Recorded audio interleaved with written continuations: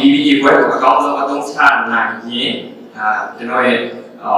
ဒီ successful ဖြစ်တဲ့ land ကိုကျွန်တော်ရှောက်လာတယ်လို့ပြောချင်တယ်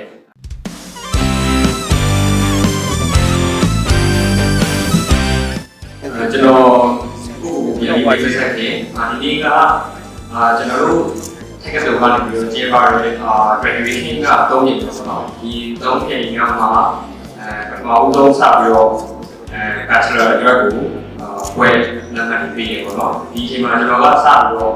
ပထမဦးဆုံးအနေနဲ့ပြောရတာပေါ့နော်ဆိုတော့ကျွန်တော်ဒီလိုမျိုးပထမဦးဆုံးအနေနဲ့ပြောရတဲ့အတွက်လည်းအရင်ကဝမ်းသာပါတယ်ကျွန်တော်တို့ကတော့အောင်မှုဆိုလို့ခေါ်ပါတယ်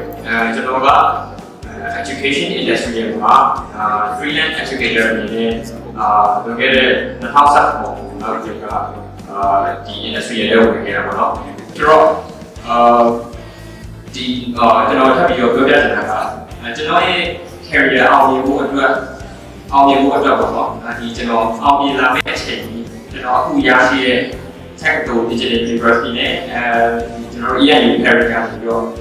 BAT DBBA ဘွဲပေါ့နော် DBBA ဘွဲကိုအကောင်းဆုံးအသုံးချနိုင်ရင်ကျွန်တော်ရဲ့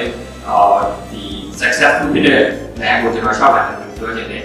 တက္ကသိုလ်ရဲ့ဒီကိုမာရီရောကျွန်တော်ဒါရဲ့ဆက်စပ်ဒီအားလုံးရော MBA ကိုမာရီPBE ကတကယ်ချင်းနေတဲ့ UFBI ဒီနေမာရီအားလုံးကိုကျေးဇူးတင်ပြောချင်တယ်ဒီကုန်းချုပ်ပါခင်ဗျာ